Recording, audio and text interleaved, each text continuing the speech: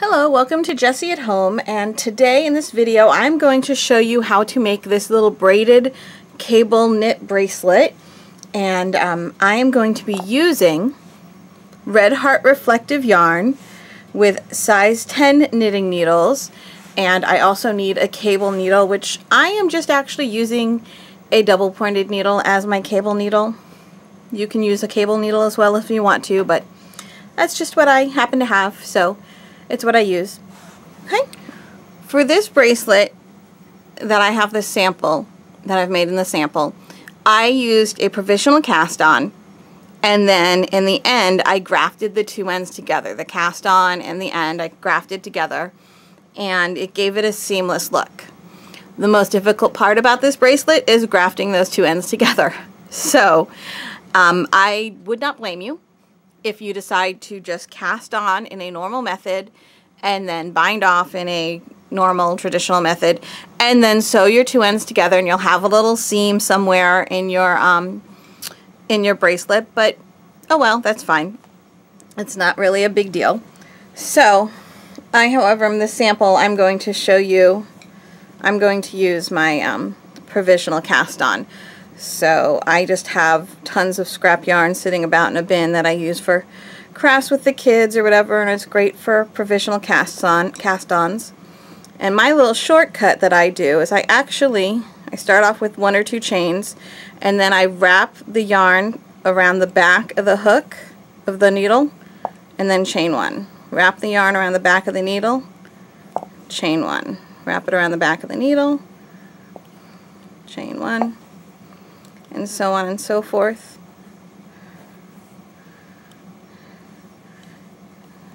Here we go. We're going to go all the way to 9. Alright. If you are doing a regular cast on for this bracelet and you're not going to do the provisional, that is fine. Like I said, okay, when I have all 9 stitches, I just usually make a couple extra chains just for safety's sake. Double check that I have 9. 1, 2, 3, 4. I'm sorry, 1, 2, 3, 4, 5, 6, 7, 8, 9. I can count, really, I can. There's your 9. If you're going to use a regular cast on, then just cast on 9.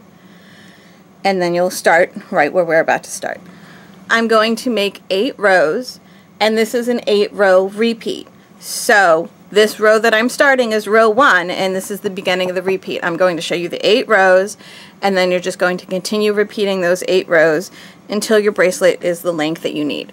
So to begin, we are going to just knit every single stitch across. So we cast on 9 in whatever method you chose, and now we're just going to knit all 9 stitches. Okay.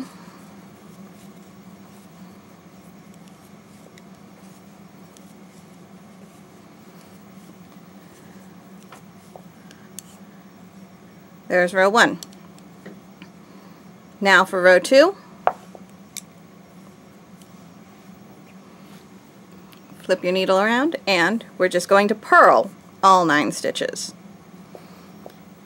I can't really think of any reason why this pattern would not work in a garter stitch. I suppose you could do a garter stitch cable. I've honestly never tried, but I can't think of a reason why it wouldn't work. So, you know, hey, if you want to, why not?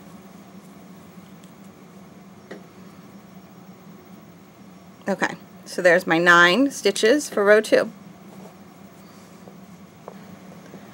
Row 3 is your first cable row. Okay, and so for row 3, you're going to take your cable needle, which I am using this double pointed needle.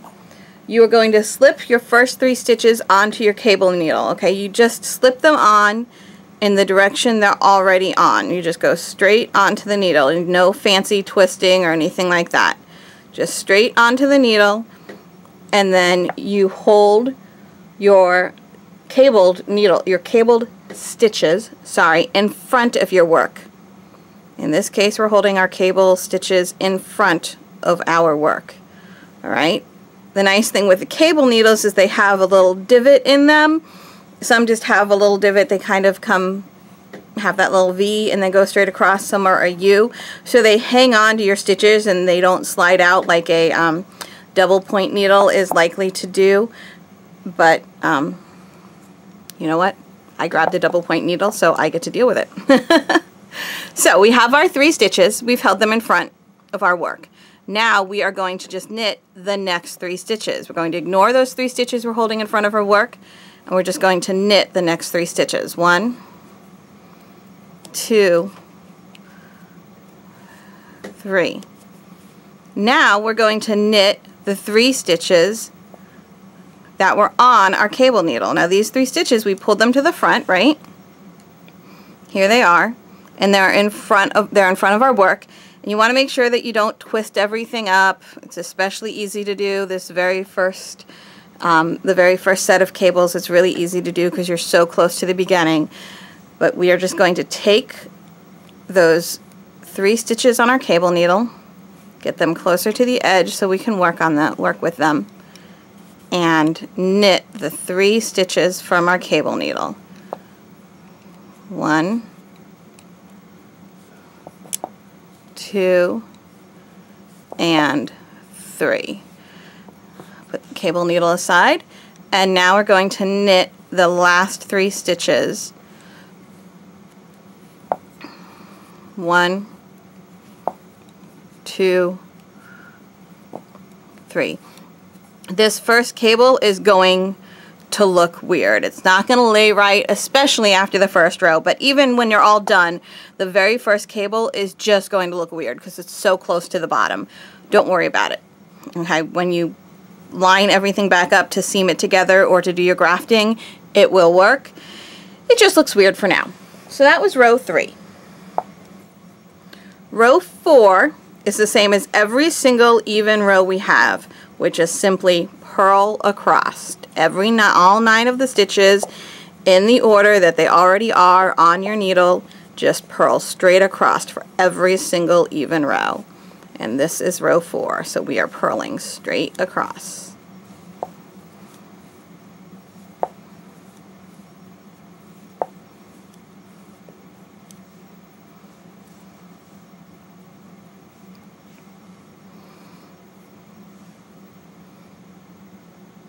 Row 5, we are just going to knit straight across.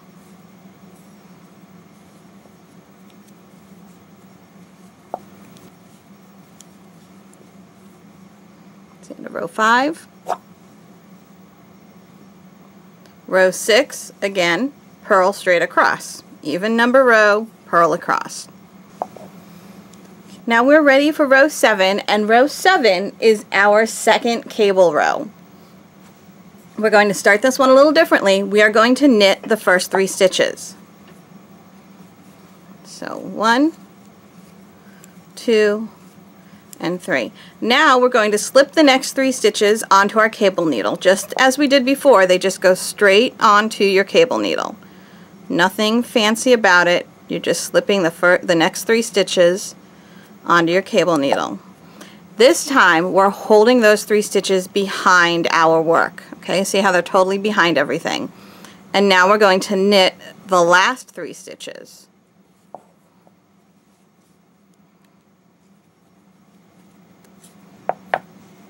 Now we are going to knit those 3 stitches that we slipped onto our cable needle. This might be a little tight. You'll get the hang of it, and as it gets a little longer, things will be a little easier. Okay, so there we have our second cable. That's row 7. Now row 8. Row 8 is purl straight across, just like all the other even rows.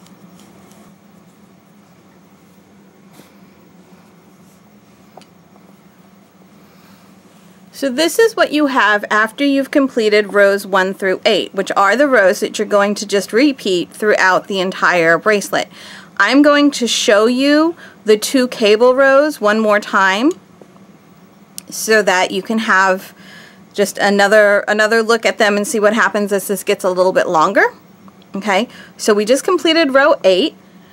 Now we're going to repeat rows. We just completed row 8. Now we're going to repeat rows 1 through 8 again. So row 1 is going to be knit across, row 2 is going to be purl across, and row 3 will be our first row of cables again. So let me get up to row 3. I'm going to knit a row, purl a row, and then I'll come back. So I've done the repeat of rows 1 and 2, and now I'm ready for the repeat of row 3, our first cable row. So for row 3, we slip the first 3 stitches onto the cable. Oopsie. Helps if I don't lose the first stitch, huh? Just to show you we all make mistakes. I about put that onto my regular needle, see? So we're going to slip the first 3 stitches onto the cable needle. 1, 2, 3. 3 stitches onto the cable needle, and we hold that in front of our work. Then we knit the next 3 stitches. 1, 2, and 3. Now we're going to knit the 3 stitches that were on our cable needle. Make sure they haven't twisted on you. You can see that they're all lined up. They're not backwards. You see how there's a twist? That would not be good. They're lined up. We are now going to knit those 3 stitches. 1, 2, and 3. And now we're going to knit the last 3 stitches. 1, 2, and 3. And there's the repeat of row 3. I'm going to do rows 4, 5, and 6, which are purl a row, knit a row, and purl a row again. And then I'll come back for row 7, which is our repeat of our second cable. Here we are, ready for our repeat of row 7, which is our second cable row. So to begin that row, just like before, we knit the first 3 stitches.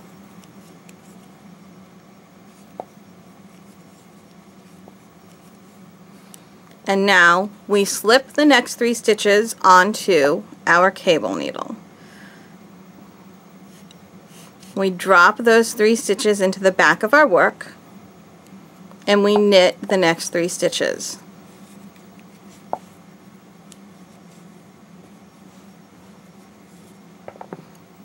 And then we knit the next 3 stitches off of our cable needle.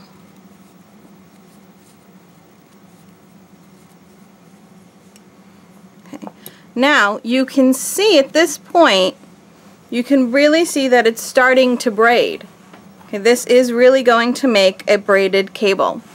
You're going to continue, you'll have to do row 8 again, which is purl across, and then you're going to continue repeating rows 1 through 8 until the bracelet is the length that you need it.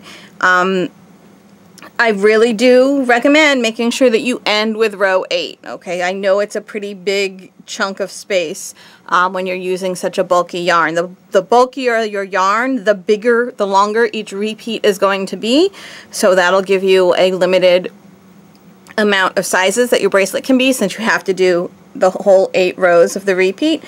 And then of course if you're using a smaller yarn, the repeats will be shorter, but the bracelet will be skinnier as well. This is a DK weight yarn, and you can see how much skinnier it is than this bulky weight yarn.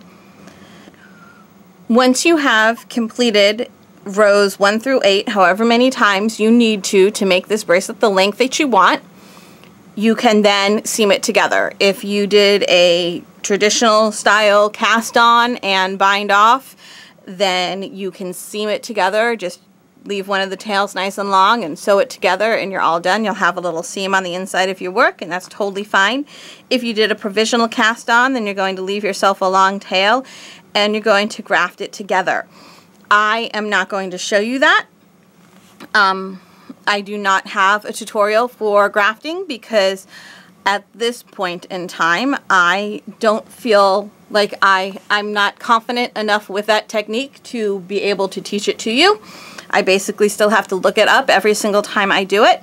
So you can, if you are going to do the grafting and you need help with that, then go ahead and Google it. There are some really great tutorials out there. It's grafting, or it's also called the Kitchener stitch, I think is the proper way to pronounce it. It's spelled like Kitchener. It's Kitchener. So you can look it up and find yourself a tutorial and graft this together or seam it together, whatever floats your boat, and you will have yourself a bracelet. St. Patrick's Day is coming up right now as I'm making this tutorial, so I've been making these little guys in green. Alright, there you go. I hope you enjoy your bracelet. Thank you for watching.